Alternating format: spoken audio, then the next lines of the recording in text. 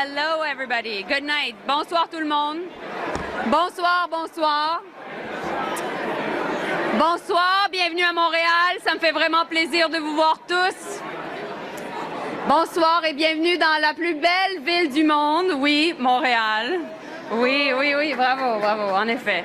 Ça me fait plaisir de vous avoir ici dans ma ville natale, mais aussi j'aimerais souligner la présence de différentes personnes qui sont très importantes et qui ont permis aussi le succès de cette conférence. J'aimerais tout d'abord souligner la présence de mon secrétaire parlementaire, Rob Oliphant, qui est avec nous ici. Merci, Rob. Thank you, Rob, for being here. Yes, thank you. A round of applause, please. Many parliamentarians aussi. Je vois Stéphane Bergeron qui est là. J'imagine qu'il y a d'autres collègues qui sont d'ici aussi. Annie Koutrakis, bonne nouvelle. Donc, et aussi Patricia Latanzio. Bref, on est en bonne compagnie ce soir. I would like also, of course, to thank Norway, who is co-chairing with us this important conference, and of course, the Ukrainian delegation. You'll have the chance to meet, to hear from them, but of course, a round of applause. I'm seeing. And I wanted to share a bit my own experience working on the illegal deportation of Ukrainian children. When I was first appointed as foreign minister in 2021, quickly I got some intelligence briefings saying that there was 100,000 Russian troops next to a country called Ukraine.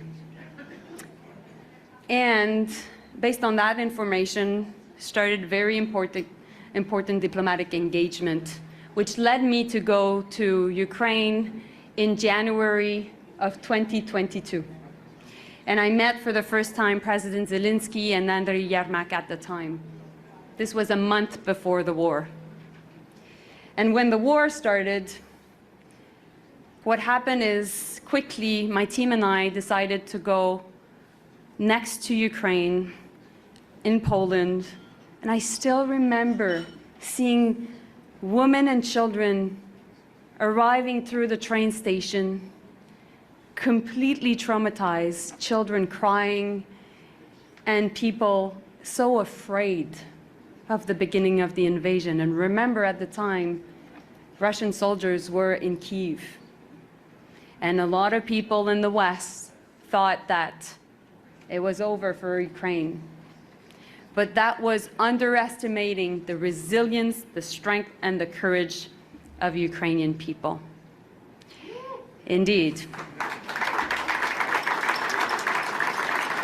Et le Canada, nous, on connaissait déjà bien les Ukrainiens, on connaissait bien la communauté ukrainienne parce qu'il y a une communauté très, très forte ukrainienne au Canada. And we knew Ukrainians too are a strong diaspora, which is also represented here by many of you, including, of course, Erdie Alexandra, who's in charge of the Ukrainian Congress of Canada. So thank you, Alexandra, for being here. But then, when coming back to my story, I could see these children in these train stations coming up, not having anywhere to go, with their mothers being completely overwhelmed by fear and frustration and angst. And then I remember taking a flight between Poland going to Switzerland and hearing children crying on the flight because people were going to destinations just trying to find a home, a shelter, friends, place where they could stay. They all thought it was potentially just happening for a couple of weeks. And then throughout Europe and here in Canada, I saw so many children that were affected by the war. And I don't have children myself, at least yet. And I don't know whether I'll have any in my life. But I thought that every single child that would be coming back to Ukraine would be a victory, and that became my cause.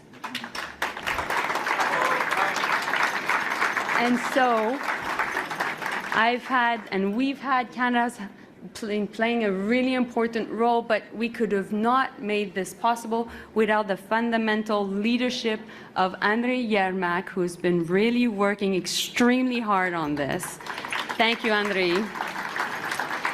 Andrii and I sat down back a year ago, and in February of this year, we decided to work on bringing back children and launch the initiative. We had to do a lot of work together to work on making sure that this would fit in the peace formula of Ukraine. And eventually this led to the fact that Prime Minister Trudeau, which I could not be able to talk to you about all this if he was not supporting my team and I, decided to launch also the fact that we would be co-chairing along with Norway the number 4 of the 10-point peace formula of Ukraine, which is about bringing back children, civilians, and prisoners of war. So I would like to thank all of those who've been involved in this important project, but this is not the beginning. This is not the end. The goal is to continue. We want to use this conference to make sure that we have a clear pledge, with some countries playing the role of mediator officially, and also having countries playing the role of a safe pathway as children leave Russia, have to go to another country, and eventually go to Ukraine as part of the negotiation between Ukraine and Russia. And so we're working on that formula, and we profoundly think that this formula can be used in this context of Ukraine, but also can eventually be used in other conflicts, because we know that there is a very difficult and heartbreaking conflict happening in the Middle East, and there's one in Sudan, and of course there are many conflicts around the world. So merci à tous d'être ici, d'avoir pris le temps de démontrer votre solidarité par rapport à la cause des enfants ukrainiens, mais plus que ça, de démontrer que, bien que le conflit maintenant dure depuis plus de 2 ans, que nous sommes toujours là à soutenir les Ukrainiens dans ce combat, dans cette marche vers la victoire qui est si fondamentale pour l'avenir de la stabilité et de la paix internationale. Donc, merci beaucoup. Thank you so much. Now, with further ado, I would like to present you a good friend of mine who's been a fantastic ally, working on so many files together, but particularly this one. And he's been also working more specifically on the question of prisoners of war. My dear colleague, the Foreign Minister from Norway, Espen Eide. Espen, after you.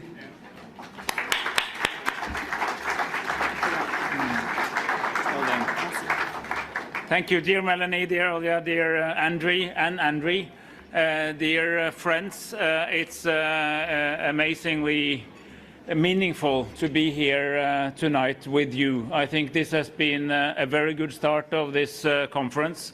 I want to reiterate one thing which is really close to my heart. In 1945 and the coming years, after the biggest catastrophe of mankind, after the Second World War, a set of rules were set up. We got the UN Charter, and remember, the work towards the UN Charter did not begin in 1945. It began early during the Second World War. And the first use of the name United Nations was the countries which we now call the Allies that were fighting the Axis powers. And they did not only decide to win the war, they also decided to create a world order after the war so that these kinds of war would be over. A few years after 1945, we got the Geneva Conventions, we got international humanitarian law, and we got the Charter of Human Rights. These were all, in many ways, intellectual, moral, political children of the experiences of the Second World War. Actually, if you look closer, there were very few wars between states after 1945. There were all kinds of catastrophes, civil wars, internal wars, transnational wars, massacres. There was no shortage of bloodshed. But the classical war, where one big power invades another, is a very seldom thing. And so these rules were set up. And in that sense, the UN had a certain effect and had a certain cooling effect on international relations. But now we are seeing again exactly that type of war which the UN Charter was set up to prohibit.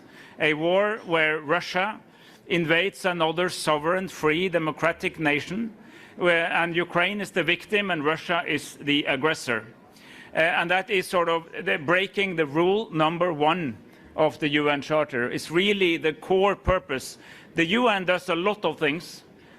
Some of these things it does really well, some things not so well maybe, and we're trying to make it better, but this is really the core principle of setting up the UN.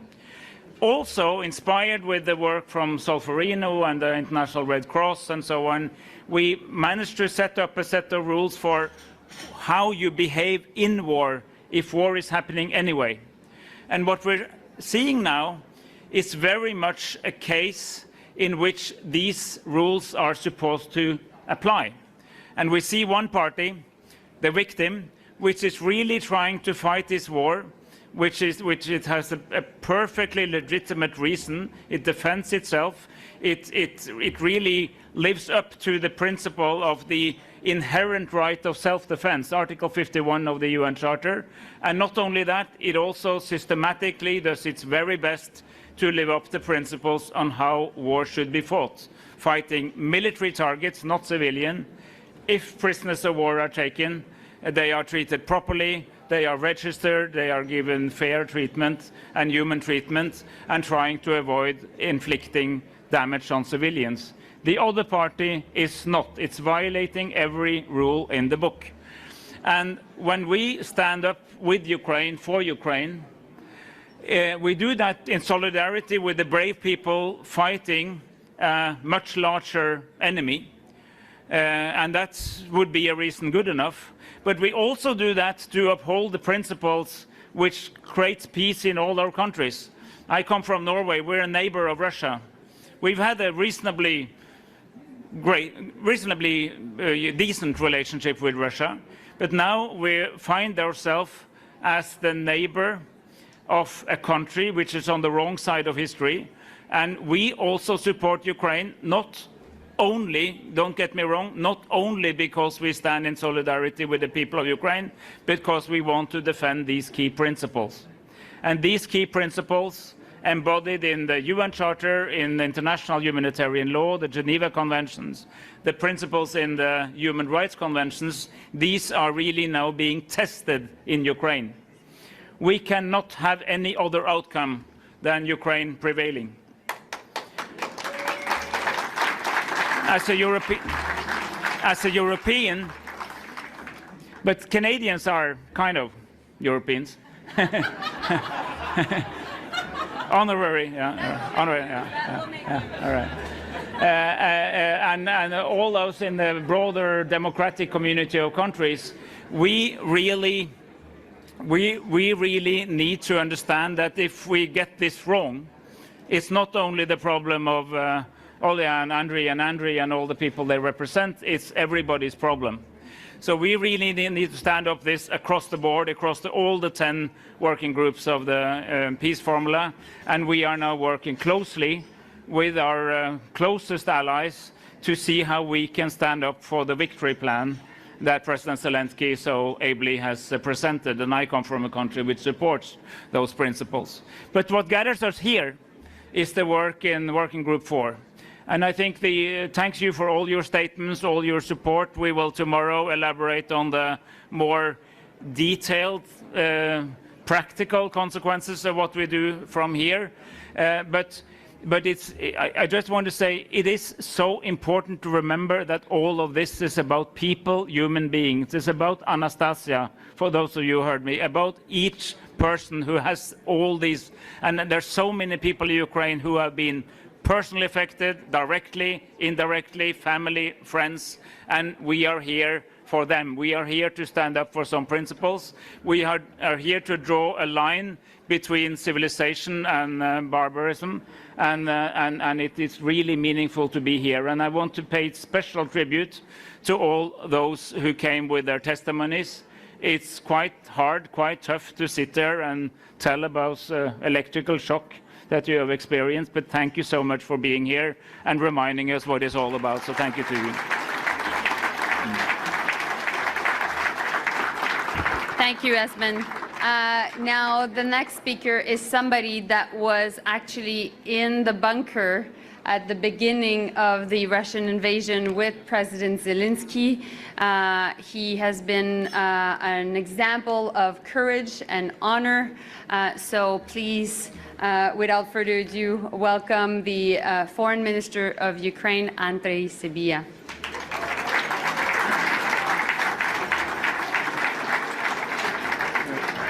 By the way, Melanie, I was asked to be very brief, maybe because I was appointed, you see, only months ago, and I am the most fresh minister. I know. But in any case, it's a great pleasure and honor to be here to participate in this great event, in this great conference. And Melanie, in a great sense, personally for you, for your personal leadership, for this high-level organization, for this special spirit of collaboration and result-oriented, you see, approach. Today, you shared with your memories, and with your permission, you mentioned bunker, and I will start with my also memories, personal memories. But firstly, I would like to remind that today we have 978 days of our resilience, of our resistance, thanks to you also, and I am thankful to each country which are here today with us. So each day of our resistance is also a small victory on our way to the big victory, which and here all of us are united by this strategic goal to achieve just, comprehensive, long-lasting peace for Ukraine equals victory.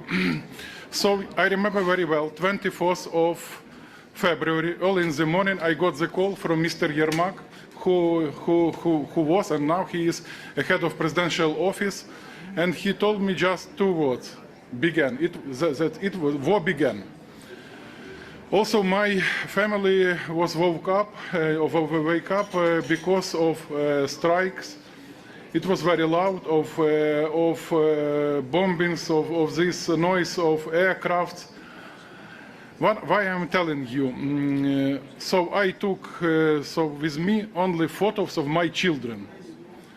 And when they wake up, I took hands of my three children. I kissed them.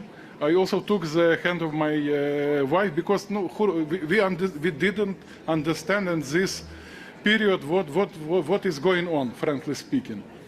So I went to my work, but at that moment I truly understood that the most important values in this life, family, your children, your values, and you didn't have time to take something you see valuable with you. I mean all these advantages of modern life, of civilization. You took with you only memories and eyes of your memories of eyes of your children, and that in future inspired me a lot. Yes, I spent in bunker, me personally about 2 years, Mr. Yermak even more, approximately 3 years with the president, without weekends, without families. But also, what does it mean? Now we truly understand what does it mean just to have normal life. That's not a privilege that now I'm here, you see, have a possibility to wake up without sirenas and without strikes. That's not a privilege. We should work on this. We should work on these instruments, how to achieve this peace in all geographies. It doesn't matter. It doesn't matter whenever children suffer, whenever people are killed, whenever soldiers are tortured. It doesn't matter in which geography. It should not be happened in any geography. And this today conference is also about this. It's also about leadership and responsibility. What does we have now? That our international system, which was created, Geneva Convention, today it was mentioned 75 years ago. Now we see gaps. We we do really understand that we need to improve. We do really need to compensate these failures of this system of international instruments, of international organizations. They are not effective. And here I would like once again to give an example with the answer of my daughters. So, Father, you are traveling a lot. We have so many conferences. We have so many statements. But what? We still have these strikes, attacks. We still studying in the shelters. I personally confident that we have power to stop this Russia aggression. We need just to make all these brave decisions. We need to understand how strong we are if we are united. So also this conference is about unity. And once again, Mélanie, my dear friend Espen, I don't see you, yes, we do really appreciate your personal engagement and support in so important, so sensitive issue. Thanks a lot. And we definitely will prevail and we will win. Thank you. Thank you so much, Andrii. Next is also a very strong actor and activist that has his own grandparents that are Ukrainian. He wanted to make sure that he was able to meet with you and meet with us because he fundamentally believes in the importance of this cause. And I think making sure that we have indeed members of the Ukrainian diaspora, indeed many Canadians, many parliamentarians, diplomats, but why not also artists and actors at this conference? And so that's why it's a pleasure for me to introduce you Liev Schreiber, who's an actor and activist. Yes, people are like, oh wow, I'm oh wow too, you know, Liev. Congratulations, and the floor is yours. Thank you. I had a speech prepared for all of you about Ukraine and my relationship to Ukraine and my thoughts about what's happening to the children of Ukraine. But then I sat in the plenary, and my experience of that is led me to want to revise my remarks and speak about all of you, if you don't mind. I'm not entirely sure what I'm going to say about all of you, so bear with me as I find my way through it. As I sat there and I listened to your speeches and I looked around, I realized that unfortunately there wasn't much that I hadn't heard. I think we've all become accustomed to these stories of unimaginable cruelty about what's happening in Ukraine, abuse of power, and the horrors that are being inflicted on her people. But I saw something different. What I saw than I'm used to, certainly in my own country, where, you know, polarization is the kind of mode du jour. But what I saw was unity. And I thought, it made me think as I sat there, and probably it was after the 17th speech, I thought, who are these people and why do they do this? Why do they expose themselves to these endless speeches that are incredibly depressing and disheartening? And I thought, they're actually extraordinary people. And I realized that there are over 70 countries here, and I looked around and saw the kind of rich, culturally diverse faces and characters and people, and I realized that there are shared values in this group that are extremely important, and it might be worth talking about those values. They're the kind of values that I think my personal opinion is these are values that are inherited.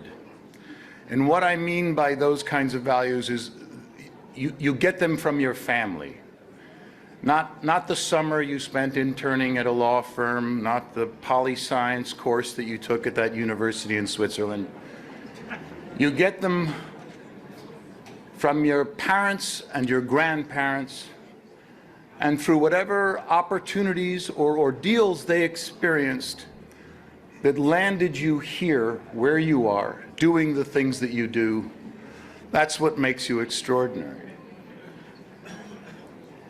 And that history and those values are what have brought us all together here today to stand shoulder to shoulder with someone who you may have never met before, or you know well or have debated with before, and stand up for the rights that we all know are the most essential needs of any human being, or the right, which I believe is freedom. The inalienable right to self-determination, to pursue a life for ourselves and for our children that hopefully and ultimately will reflect those values back to the world that we live in. And Lord knows our world needs them. That's what I call democracy. Thank you. No, thank you. And that's exactly what the Ukrainian people are fighting for and dying for every day. It's not because I have Ukrainian grandparents. It's because I believe in this idea of democracy, and I believe that it's being threatened all around the world. And if we fail in Ukraine, and I say we fail in Ukraine, it's the beginning of a dominoes puzzle like you don't want to know and I don't want to tell you. But I think you all know, and that's why you're here. And so I want to really, really express my heartfelt gratitude, knowing that you go through sessions like that and listen to 50 speeches at a time. I really want to express my heartfelt gratitude for you all, spending your time in the trenches and working it out for us, and for using those values that you inherited from your family. And now it's my great, great honor to introduce someone that I'm sure you all know, someone whose support of Ukraine and the Ukrainian people has been unwavering, but who's also had the courage to demonstrate and act on that support on the world stage. Ladies and gentlemen, the Prime Minister of Canada, Mr. Justin Trudeau.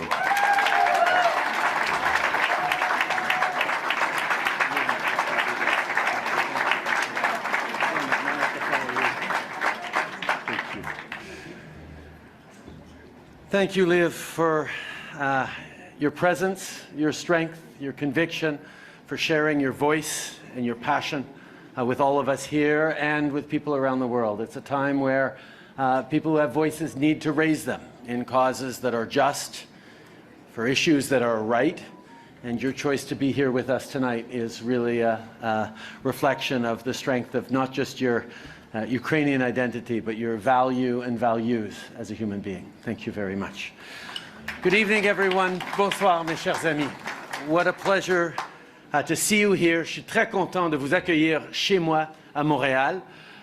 C'est un grand plaisir de pouvoir partager cette ville avec vous tous pour accueillir nos amis ukrainiens. Andrii, the entire Ukrainian delegation, thank you for being here right now. Bienvenue à Montréal. It is a tremendous honor to be able to host you here in Canada, especially as we co-chair this week's conference with Norway to address the human dimension of the Ukraine peace formula. And I want to thank all of our international partners for joining us here to underscore that Russia's war of aggression has an unbearable human cost, a cost that must be immediately addressed and remedied. I'm also always amazed to see just how many members, proud members of the Ukrainian diaspora, come out to show their support, including the Ukrainian-Canadian Congress, whose youth members I had the pleasure of sitting down with just earlier this month. I want to thank the UCC. Actually, seeing you here in Montreal reminds me that one of my very first engagements as a young politician Back in 2007, when I was seeking to win my seat here in Montreal, I sat down at a Ukrainian-Canadian conference here in Montreal, just at a hotel down the street. And it was the first opportunity I had to engage deeply with the Ukrainian community politically in this country. So being here in Montreal is always a welcome moment with the UCC. But I want to thank the UCC for the countless hours of advocacy and support and education in making sure that all Canadians just understand how important it is, not just for the sake of our friendships or of our deep history, but how important it is for deep, deep reasons of peace and justice in the world that we continue to stand strongly and unequivocally with Ukraine.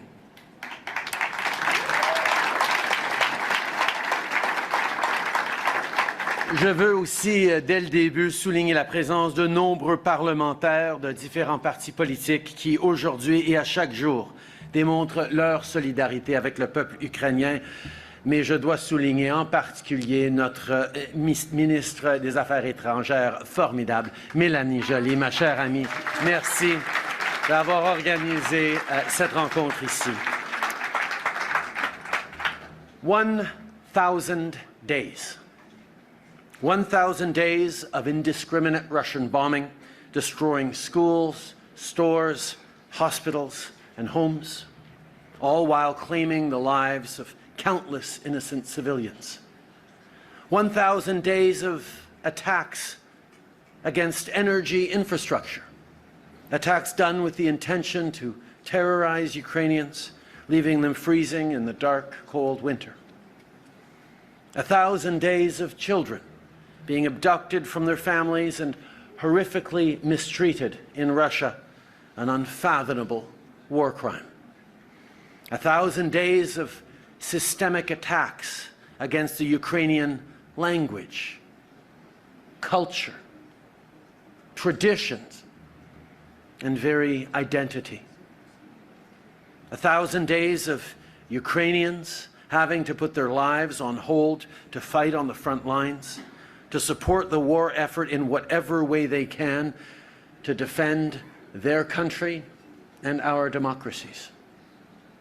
1,000 days since Russia's brutal, full-scale war of aggression. That is the grim mark we'll be meeting next month. But more than just a moment, it will be a critical reminder. See, when I visited Kyiv earlier this year, I saw Hostomel Airport. I stood at the Wall of Remembrance. I met with families whose lives had been upended unimaginably. I saw firsthand the toll, the human toll of Russia's aggression, how the Ukrainian people are still fighting and dying in this war. And above all, I saw just how aware those brave women and men of the armed forces of Ukraine are. That they aren't just fighting for their freedom and their future. They know the stakes. They know Putin doesn't want to stop at Kharkiv. He wants Kyiv. He wants Lviv. They know that other despots and dictators around the world are watching closely, watching to see if Russia can get away with it. All Ukrainians know that at its core, this conflict is about values. It's about democracy, human rights, justice, truth, the rule of law, self-determination, shared values that all of us have far too often taken for granted. Quand on s'est réveillé ce matin-là de février, il y a presque maintenant 3 ans, on était sous le choc. Mais tout de suite, on s'est engagé à agir. On s'est engagé à mettre fin à la complaisance collective qui affligeait les démocraties libérales. à se battre contre le totalitarisme, contre ceux qui voulaient un monde régi par la loi du plus fort. Et on a agi. Mais maintenant vient le vrai test. In these challenging times, and make no mistake, every democracy in the world is right now facing challenging times. In these challenging times, it would be convenient, and certainly some say, we have our own problems at home, we can't keep up our support for Ukraine. But that's exactly what the Kremlin wants. They have a long view of history. They have no issue sending thousands of their citizens to die while waiting us out. That's why we must all double down. C'est pourquoi.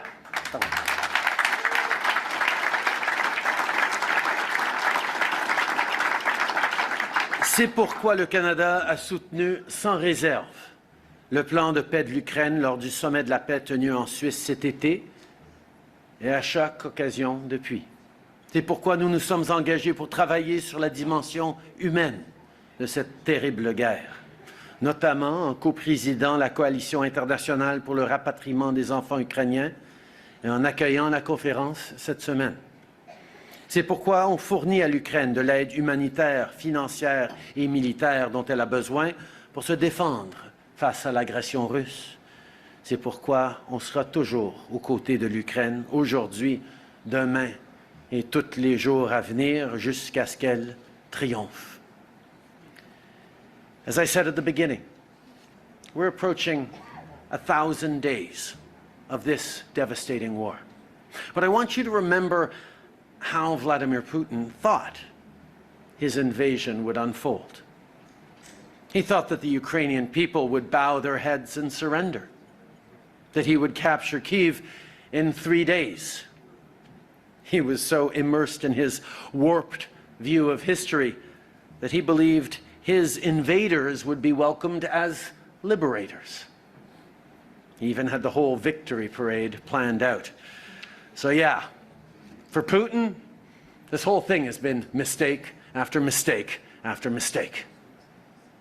Because there's certainly one thing he did not account for: the strength, resilience, and courage of the Ukrainian people.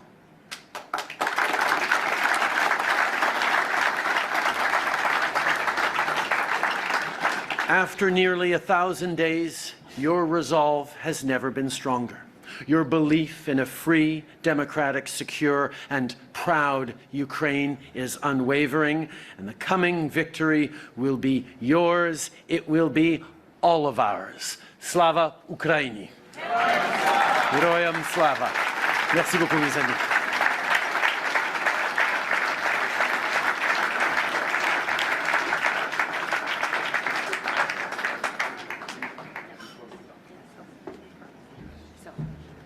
Well, thank you so much. Thank you, Prime Minister.